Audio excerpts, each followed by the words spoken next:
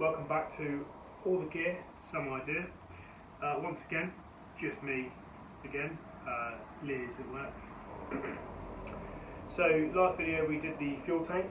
I've given it a little bit of a clean. I just need to find the paint code to touch a few little imperfections on them.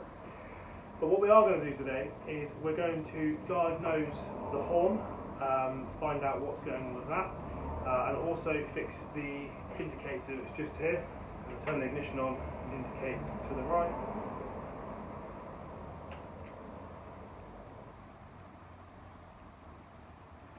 That one works, so it must be the other side.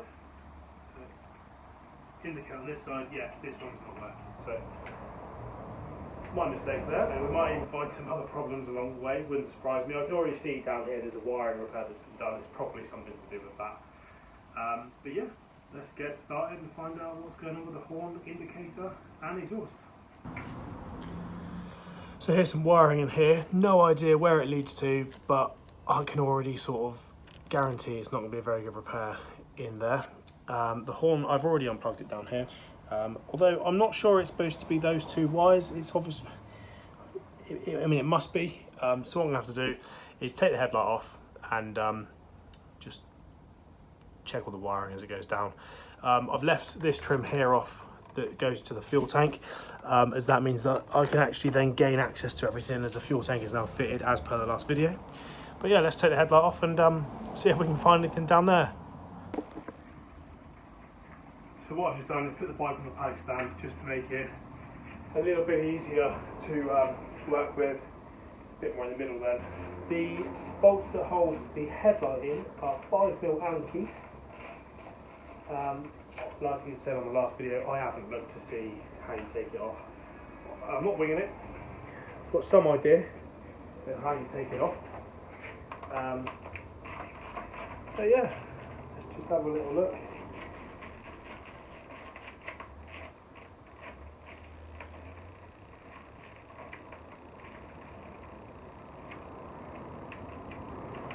Two different types there I've got, both the same size, but one is like a domed head and the other one is a really cheap. It's not even centered on the fitment for the 5mm Allen key head. Might be something underneath. No, so we just pull that down. There we go. Look at that. So pull that down.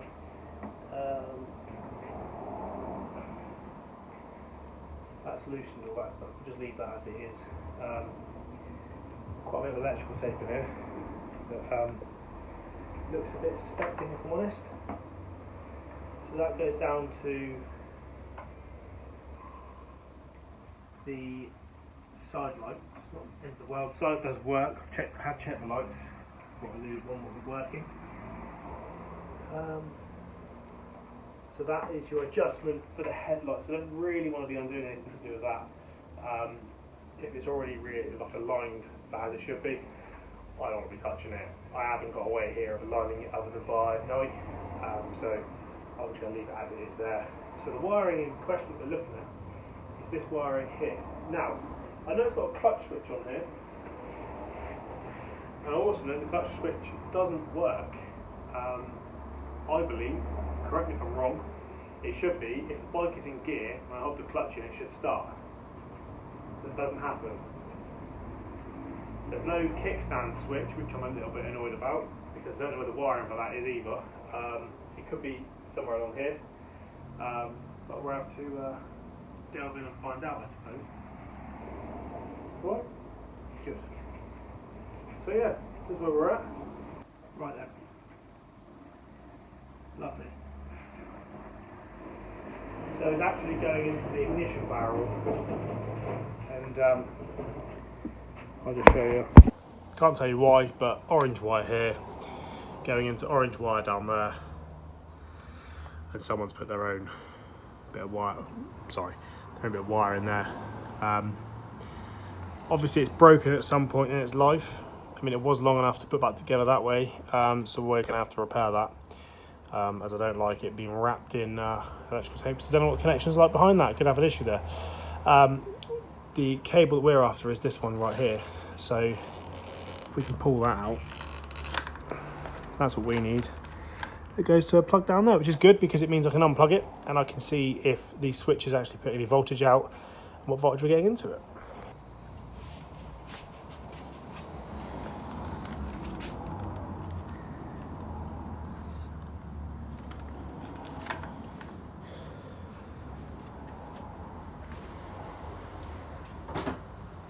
What I'm going to do is try to remove the switch unit that's above it all, that all the wiring goes into. That should then give me a bit of free play movement to be able to get to the wiring.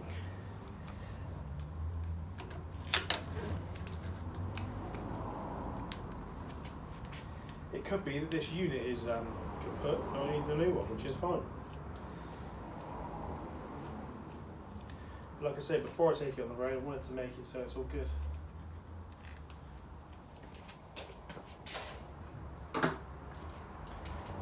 Pull that off there, that off there. So now we've got it here, we can actually feel the horn button does not feel great. It looks like something might be broken inside of that. You can see it's not really pushing in. So that could be our problem, is actually the unit inside of that is kaput.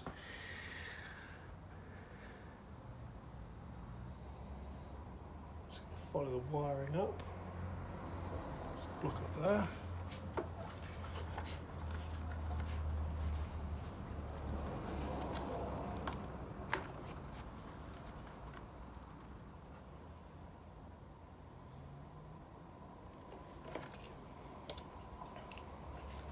What we're going to do to start with is remove that back cover there, just to have a little goosey gander.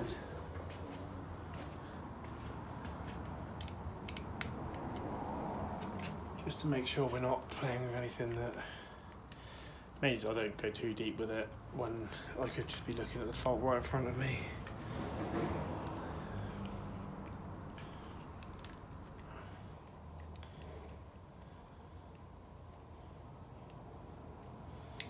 So that's that off. That should then fall backwards, there we go.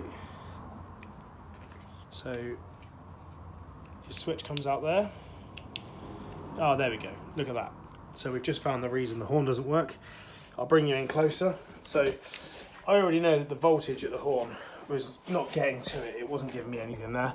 So just taking this switch apart, and as you can see, I was saying it doesn't quite feel right. So as you can see, the actual plunger inside has come out. So we're going to see if we can fix that.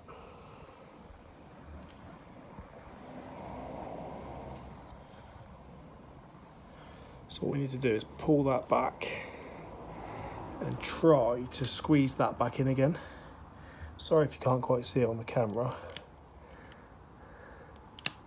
There we go. So now, there we go. So how that works is, yeah, cool. You've got that plunger that I've just fitted back inside there. As you can see now, it's actually doing a job. So you've got a wire going to the bottom, which will probably be your negative. And then you've got a green wire there, or I say negative, it'd be a wire, it could even be a, depends what switch it is, but it's got your wire there going into it. That will then run around up to the top, and then as that touches that plate below it, that's when it will fire on, but that's still not quite in there. So what I need to do is move that over.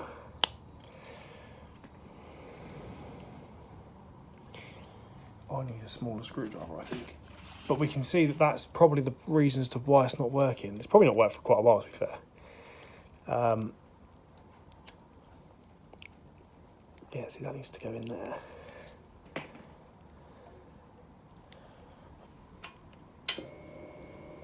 Yeah, so it doesn't work still, which is what I thought, because it's better, but that's not quite sat right, so it's hitting it at the wrong angle. So, right, I've got some picks. So what I'm going to do now is try to manipulate that in a little bit. So we're going to be pushing it. I'm really sorry if you can't see. Hold it there. I need to sort of move that up and over, but it's gone in one way, so I need to pull that in.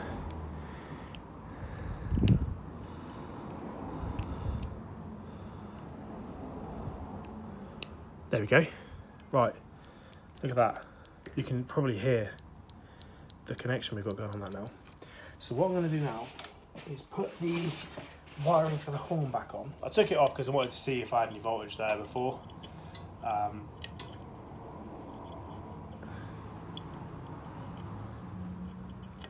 So that's now on. So what we're going to do is we're going to turn that on so the horn's not going off by itself, and fingers crossed, there we go. So the horn is now working, and it wasn't working before, and you can see why it was doing that, because the pin had fallen at the bottom. So we do it again. The horn now works.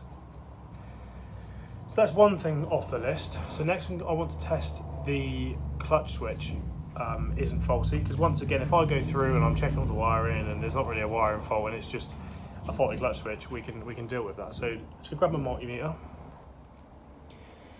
So as some of you eagle-eyed viewers may have just seen, we've managed to diagnose that without a multimeter. That was there's a thing in the motor trade where I used to work that was called Be Alert.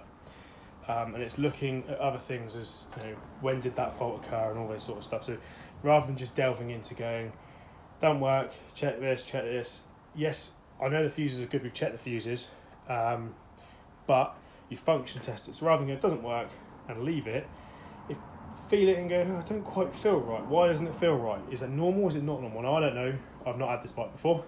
I didn't have it when it stopped working, but we've just managed to diagnose that horn didn't work because the pin had fallen out. Push the pin back in, and that has cost me absolutely nothing other than my own time to fix. All I needed was a Phillips screwdriver to fix that. Not saying it's going to be the same on your one, but you can see how things can work out the right way sometimes when sort of looking into these problems. So now I've got my multimeter. I'm not sure I'm going to be able to show you everything in one go, but there she is there. Now unfortunately, when I put mine on continuity, it no longer beeps me, which is fine because it still gives me that it's reading across the two. So right now I'm expecting this to be an open circuit, so I don't see anything across them, which I do not. And then when I squeeze this, yep, we've got nothing on that clutch switch. So it's not a wiring fault, it will be that the clutch switch no longer works. So that's fine, so we need a new clutch switch. Okay, so that clutch switch comes out through the actual lever end. So I need to price one of those up and get one of those ordered. Like I said, it's not detrimental, but I would like to make sure that everything is as it should be. All I'm going to do now is just strip this insulation off this wiring here to find out how they've done the repair. It doesn't feel like to me it's heat shrink connectors, it might be, but we'll have to have a little look. So peel this off.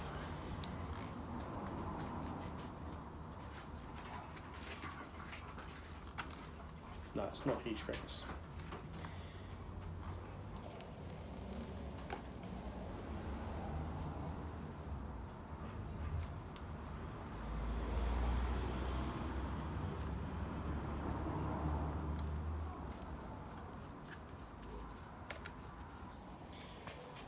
Okay, so as you probably just saw me undoing that, it just pulled apart.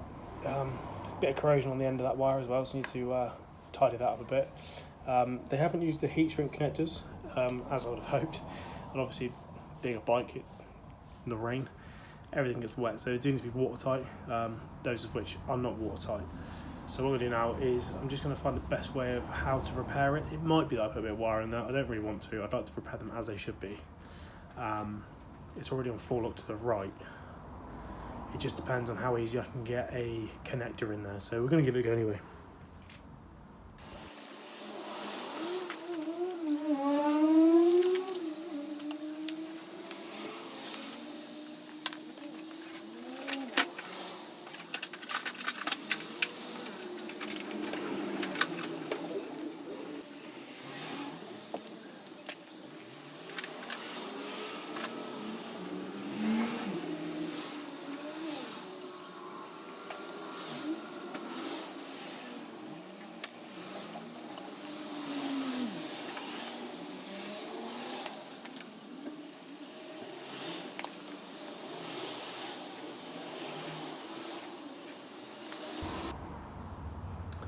So as you can see, I've just repaired the wire that's there.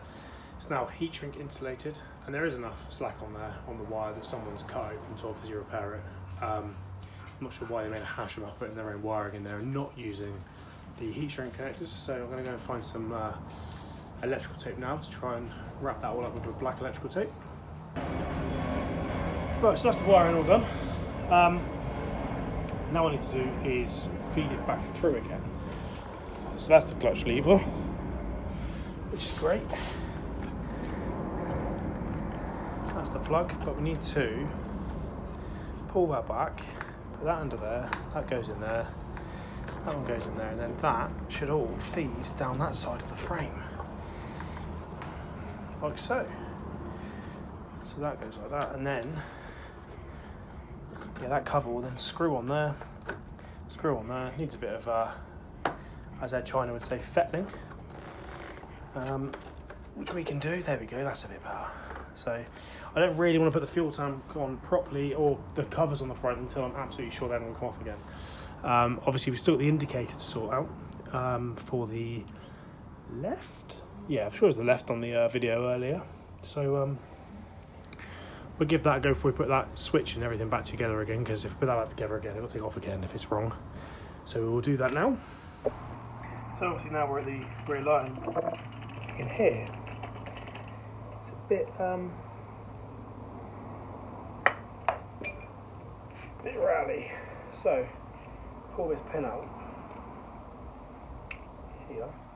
So never good when you lose your pin. So it's rattling inside through this cover just here.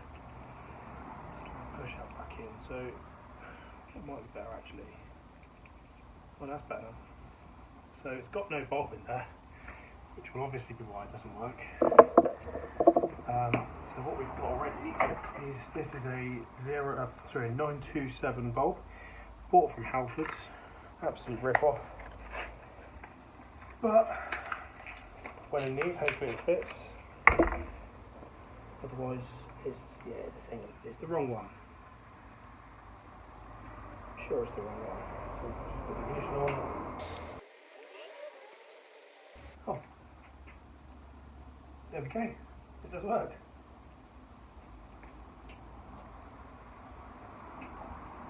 Amazing. So,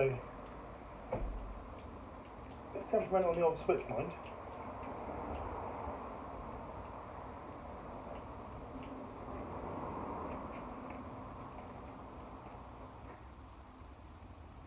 I think that needs a bit of cleaning out inside.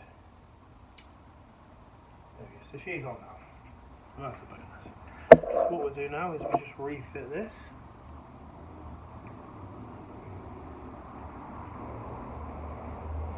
So it comes like a little clip inside.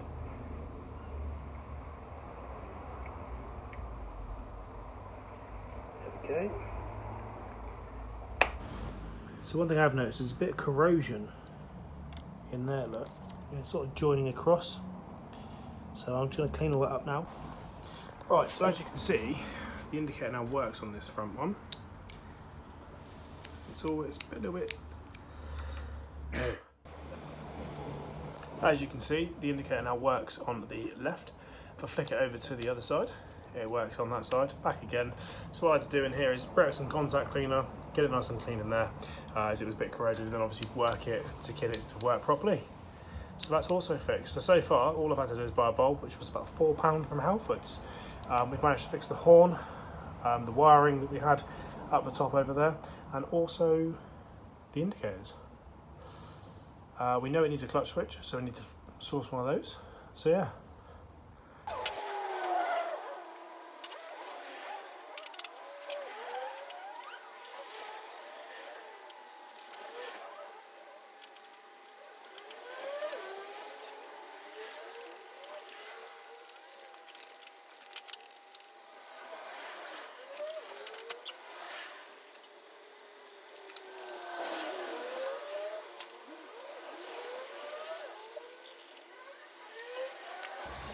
Okay, so we've now refitted this unit. So ignition on.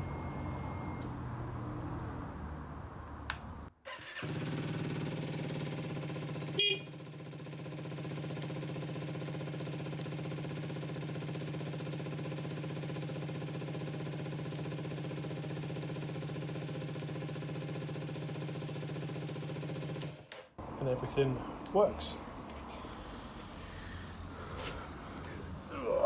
So now that's all done, I'm going to have a little bit of a break, but thank you for watching. If you've enjoyed the content or would like more content like this or anything else that we've already done, please don't forget to like and subscribe.